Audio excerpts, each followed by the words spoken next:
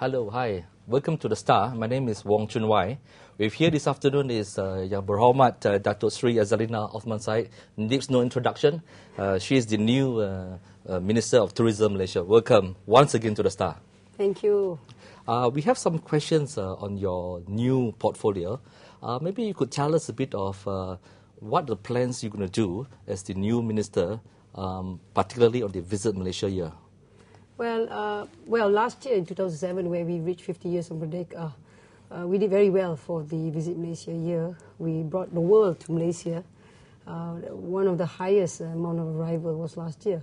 And the Cabinet has decided to continue with the Visit Malaysia year, taking account that the strategies we applied really work. What is really important this year for the Ministry of Tourism is to look at high-end tourists, especially tourists who are willing to spend, and also to look at tourists who would want to have an extension of stay. And I think one of the strategies this year is to look at quality tourism. You look at what we have to spin off for the benefit of the industry players. Just when you mentioned about quality tourism, what do you mean by that? Well, one of the biggest challenges we have is always we're selling the same thing. Okay. I mean, you look at every of our pictures on Creative, for example, it's always the same thing we're selling. And the world being very small right now, globalization, you go one place, you don't come back. Okay. And for the ministry now, we're looking at what we have. And one of the, I believe one of the best strategies right now is to look at ecotourism. Okay. If you look at our neighbors, we cannot be competing with our neighbors on the same product. And we look at shopping, sometimes we lose out because of that. You look at the spa, the wellness offers or wellness services or medical tourism. The other neighbors of ours are very advanced and very good at that. But what we have is basically our nature. What we have is our beautiful Malaysia. I call it the wonders of Asia. If you look at all that we have, this is something that we must explore, we must extend, and most important, we must really look at this as to be our investment, not only for the present generation, but the future generation. I mentioned aggressively when I started the ministry to look at ecotourism. I believe that if we look into the look at our strength is basically to look at our assets, which is our environment, our nature, and the rivers, the mountains, you name it, we've got one of the best in Asia right now. That's when you mentioned about ecotourism, it would be specifically, usually it means Sabah and Sarawak. Would be other states sort of like, would they be left behind if the attention would be on focus on Sabah and Sarawak and ecotourism in particular? For example, early this morning I was presented a picture of the Kinta Valley, and the presenter told me that this is 500 years of limestone, and we're not selling that. Of course, you talk about Sabah, Sarawak, the whole world knows about the strength of Borneo. But what we're looking at now is to look at what we have. For example, in my constituency, there is a bunker there known as the Pengerang Battery. If you key in the internet, you can find that. And when you look at the Pengerang Battery, it's basically 46 acres of the Second World War bunker. That's right. And there's huge underground tunnels, and we've not developed that. And looking at the definition of tourism is basically to get people to sell what we have. And it's not just about the environment, but basically our existence is from a great history. You look at the Portuguese colonizing us, you look at the British, you look at the Japanese. You know, when you say Malaysia, truly Asia, it's not just the people. The whole development of the story, you have a story to tell. Malaysia has got a great story to tell. And basically looking at the creative part of the ministry, when you look at targeted tourists, you have to look at the needs basis. It's not just to sell Malaysia for the sake of selling. And I think that's basically, we're looking at more quality tourism, as I mentioned. We're looking at the product. We're looking at creating more product. Not buying things and saying it's made in Malaysia, but selling what we have. That's right. A lot of local Malaysians, they somehow prefer to travel abroad. Yeah, because they find that it's to travel to China, say, it's much cheaper than to say travel to Langkawi or to go on a local tour. Well, when you speak of that, of course, right now for the government, we're looking aggressively on budget travelling. The world is looking at budget travelling. The world is looking at backpackers. The world is looking at even any kind of travelling. But we have got one of the fantastic routes of the world. A lot of people tell me that our highway is one of the best in the world. We're fully accessible. But at the same time, when you look into travelling, we tend to forget what are the other things we have. For example, the railway. Historically, we were travelling by railway for years and years before That's right. independence, right after independence. But we've not looked into the importance of the railway to be one of the vehicles for travelling. You're right when you mentioned that if you compare a dollar to a dollar, of course when you come to look at our airline services, for example, you say, well, this is really expensive and it's better to go abroad. But I believe one of the biggest failure on our part is that we've not looked at Malaysians travelling in the domestic market. I mean, I know some countries in the world look at the students, school kids, to create that kind of tourism culture in them. So as they grow older, the university student, they carry with that proudness, with that prize-winning characteristic by saying this is Malaysia and we want to be very proud of Malaysia. And so the Visit Malaysia year last year, 50 years of Merdeka, we showed that to the world, the greatness of Malaysia.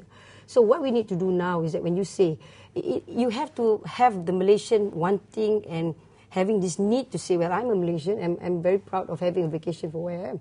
But I was being told by most of the hoteliers that almost 65% of the occupancy rate of all hotels are done by the locals on the domestic tourism. So we're in the right track, but we can be better. There was tourist attractions aside. The Singapore government, for example, puts in a lot of money to encourage musical shows, art shows. They put in a lot of money, for example, to stage the Botero art exhibition. Would the Malaysian government give the same kind of support for these type of shows? Datuk, one of the biggest problems is our Malaysian ringgit. Sure. A dollar on dollar. The Singapore dollars, for example, is half of the American dollars. And ours is of a very low amount. All the American dollars are going down. But the point in hand is that's basically it. Because every time you get any offers of any program, it's always been offered in US dollars That's or in the euro dollars, and it's really, really expensive. So the issue here is that when the money stops, what do? We cannot be going on to promote tourism because we need and outside forces coming in. Mm-hmm. What is most important when I was talking about the product is basically we must know when you want to sell. It's just like branding. What do you sell? What part of Malaysia do you sell? I mean, I would like to congratulate Star. You were publishing the book on the street food. That's right. The street food. I mean, that is a very good guidebook. Mm-hmm. And these are things that should be promoted abroad, for example. Yeah. The history of Malaysian history I've been mentioning many, many times because I believe that there's so many things that we've not covered, that we've not uncovered, we've not sold yet. And one of the best way to spin off branding for Malaysia is when you say it's truly Asia, you really mean it. From the food, the culture, the condition, the environment, the premises, all that must come in. But the tourism ministry cannot just look at events. Well, with all due respect, with Singapore, I mean, what choice have they got? It is a city by itself. Sure. And the services that they offer is because it's a city. If Malaysia was just Kuala Lumpur, of course we have to match that. But because we have what we have, with the history that we have, the nature that we have, the culture that we have, that is exactly what we should sell. And for example, the book that you've written, the guidebook, proves that exactly. And a lot of people really enjoyed reading that and wanted to discover that part of Malaysia. And I believe one of the keys of the win-win situation for Malaysia and its neighbours, it's two countries, one destination. I mean, we must start that right in principle. Whereas the foreigners or tourists can go to Singapore and come to Malaysia, go to Singapore. I mean, we have to start from that basis. But at the end of the day, one of the highest amount of tourists comes from Singapore. The expats market in Singapore is almost 1/3 of the population. That's right. And those are the market that keeps coming to Malaysia that has also developed our tourism industry. And I believe that one of the ways forward for Malaysia is to work with all its neighbours. Darasri, finally, one last question. Yeah. When you started off as the tourism minister, you started off with a bang, a controversy, very much like yourself. You mentioned that you will have a separate agency or a body to handle the tourism promotion funds for the states under the Pakatan Rakyat. But it also gave the impression that you were going to cut off funds. Would you like to explain about that? No. Well, I think there's a lot of misunderstanding now. According to the cabinet decision for a few years, any government or state government which is run by an opposition party allows the cabinet, the cabinet decision says that we must run any activities of the federal government with the federal agency. What basically we're doing right now is the promotional council, the State Tourism Promotional Council will still go on. The only difference is basically the money will go into their account or not not in the State Expo's account because it's a different government and we don't want a situation whereby politics take over tourism and tourism should be beyond politics. And for some of the states, what has happened for many, many years, the chief secretary, the secretary of the ministry, the permanent secretary of the ministry, the KSU, that person in that chair runs the council because of the government requirement. And of course, I mean, I would be the last person who would discriminate any of the states on tourism activities. We have mentioned it many, many times.